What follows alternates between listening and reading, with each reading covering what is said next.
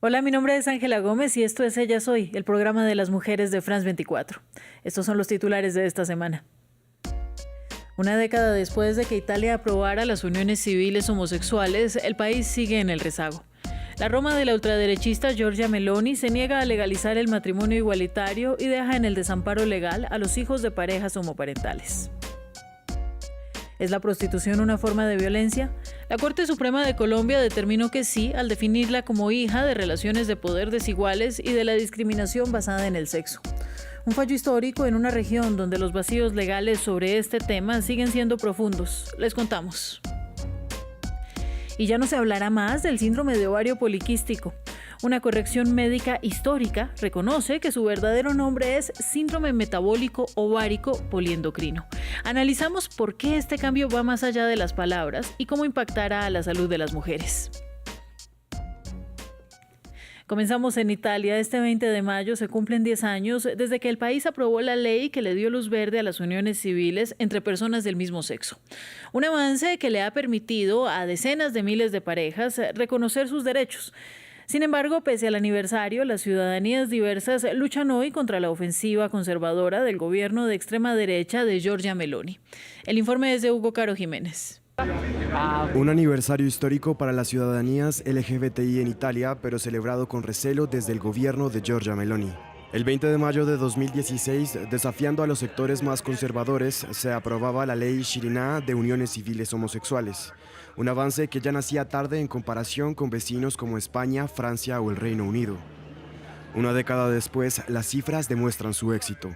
El Instituto Nacional de Estadística registra más de 24.000 uniones, en su mayoría masculinas, rozando en los últimos años sus picos más altos. Y en 2023 se alcanzó uno de los niveles más altos desde la aprobación de la ley, con más de 3.000 uniones. Sin embargo, el progreso se congeló en el tiempo. Exactamente 10 años después, Italia se niega a dar el paso del matrimonio igualitario, una figura jurídica que abriría la puerta a la adopción homoparental y otorgaría una filiación plena para proteger a los hijos de estas familias. El verdadero vacío que dejó la ley. Esta hostilidad se blindó con la llegada de Meloni al poder en 2022. Su gobierno de extrema derecha defiende que las infancias tengan una madre y un padre, y castigan con cárcel a las parejas que recurran a la gestación subrogada, una medida que apuntaría especialmente a parejas diversas que por ley tampoco pueden optar por la fecundación in vitro, y a las que el Estado les revoca el reconocimiento de sus hijos. Estamos aquí para reiterar nuestro compromiso con una ley contra la misoginia, la homofobia y la transfobia y el odio hacia los matrimonios igualitarios, para lograr finalmente el reconocimiento de las hijas e hijos de parejas homoparentales. Pese a los esfuerzos de la oposición, el país sigue a la cola europea en el reconocimiento pleno de los derechos LGBTI. Pese al rezago institucional, la sociedad italiana avanza a un ritmo distinto y la ciudadanía ya se muestra receptiva a dar el siguiente paso hacia la igualdad plena. Los detalles nos los cuenta nuestra corresponsal en Roma, Irene Sabio. Sí, Italia sigue siendo uno de los países más conservadores de Europa, pero también mucho ha cambiado en estos 10 años después de la aprobación de la ley sobre las parejas del mismo sexo.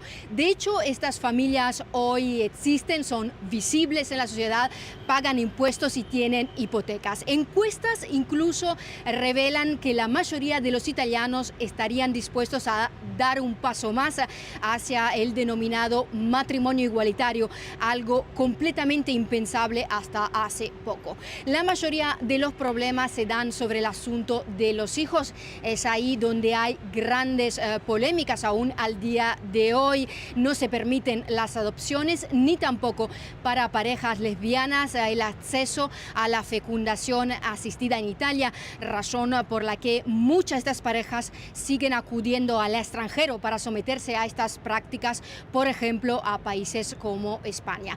Eso sí, el año pasado tuvieron una victoria. El Tribunal Constitucional reconoció el derecho de estas parejas, de ambas madres, a ser inscritas en los registros civiles. Un pequeño paso hacia adelante en un país en el que la Iglesia Católica y también el Vaticano siguen teniendo una importante influencia.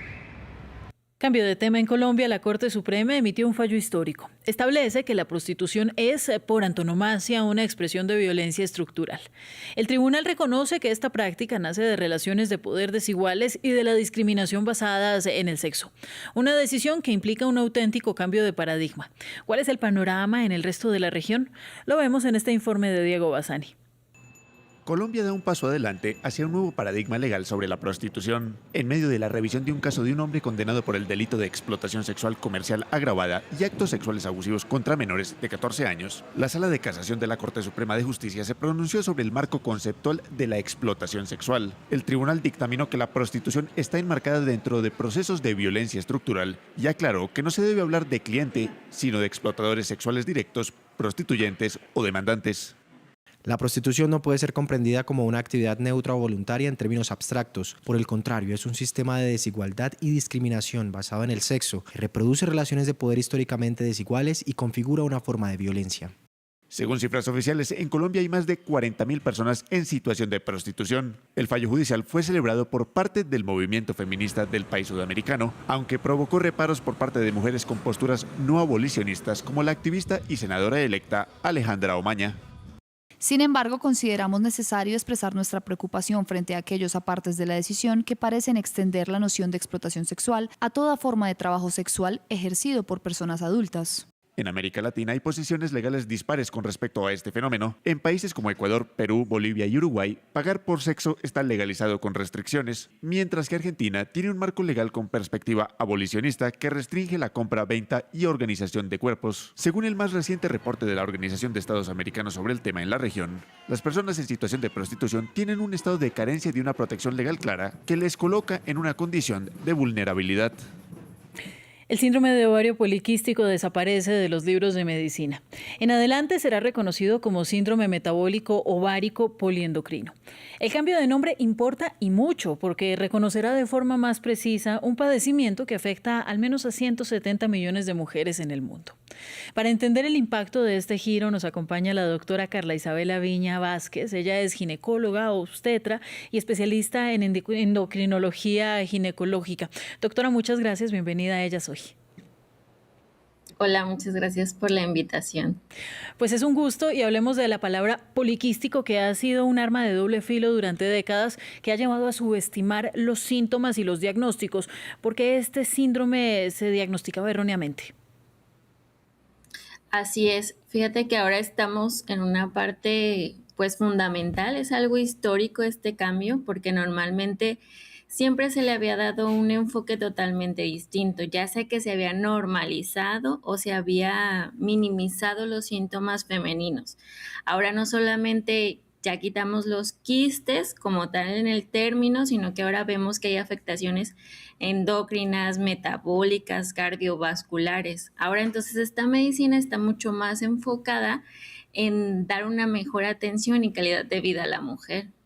Es decir, que no había diagnóstico, sino había la presencia de estos famosos quistes, y si ya no debemos enfocarnos solo en eso, pues tampoco debemos enfocarnos solo en los ovarios. ¿En qué consiste realmente esta condición que ahora se reconoce como el síndrome metabólico ovárico poliendocrino? Antes, como tú dices, solamente veíamos decir, bueno, tiene quistes y ahora los vamos a tratar y hay que quitarlos porque normalmente tiene alteraciones menstruales, sobre todo que no están ovulando y llegaban porque deseaban embarazarse. Pero realmente con este cambio vemos el enfoque completo. Ahora vemos que hay resistencia a la insulina, alteraciones metabólicas, tienen un mayor riesgo cardiovascular. Entonces, el tratamiento no es solamente quitar los quistes, y podemos hasta ver que eso es lo de menos, sino darles una mejor atención.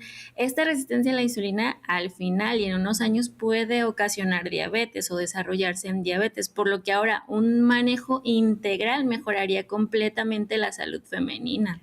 Estamos hablando además que son unos síntomas hormonales, ¿no? Entonces que pueden estar muy relacionados, por ejemplo, con el crecimiento de vello en lugares donde no corresponde normalmente a la paciente, una producción de hormonas que no corresponden a los niveles normales de los ovarios, tampoco normalmente. Y la cifra oficial es 1 de cada 10 mujeres podría sufrir este padecimiento. Y ahora mi pregunta para ti es, ¿de qué tamaño es el subregistro que existe sobre el tema? Porque si ha sido subdiagnosticados, si se quiere, pues ahora esto abre un nuevo mundo de posibilidades para mujeres que viven con dolor o con síntomas y que por fin pueden recibir un tratamiento. Exacto, porque normalmente era como de que, bueno, salió un poquito más de acné, como tú mencionas, o los datos de hirsutismo, que es ese vello facial o vello donde normalmente no deberíamos de tener y que decimos, ah, bueno, no pasa nada, y se normalizaba, se minimizaba. Entonces, 1 de cada 10 realmente es muy bajo.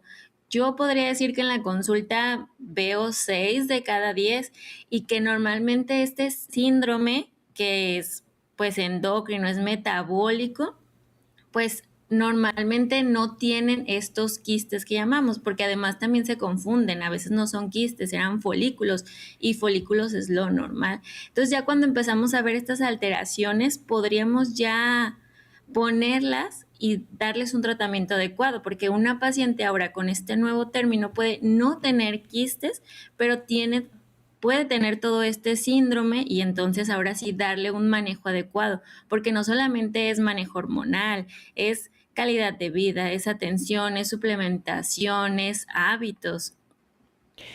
Y doctora, ya para finalizar, y muchas gracias por todas estas aclaraciones, ¿cuáles son los síntomas en los que tendríamos que reparar para ir a hacer una visita ginecológica si somos sospechosas de padecer este síndrome?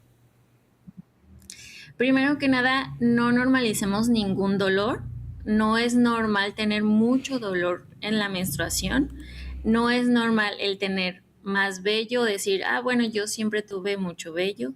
Si queremos bajar de peso y se nos dificulta, el querer embarazarnos y que no han podido, el acné también, todos esos síntomas que normalmente decimos, bueno, se me brotó, bueno, es un hormonal, bueno, me estresé, hay que acudir al médico. Normalmente normalizamos muchos síntomas que no son normales, entonces dolor, el acné, el que queramos bajar de peso y no podamos, que no estemos durmiendo bien, que tenemos insomnio, que tenemos alteraciones menstruales. No es normal que pasemos más de un mes sin que nos baje o que nos baje mucho, que estemos cambiando ya sea toalla cada hora. Todo eso no es normal y hay que acudir con el ginecólogo.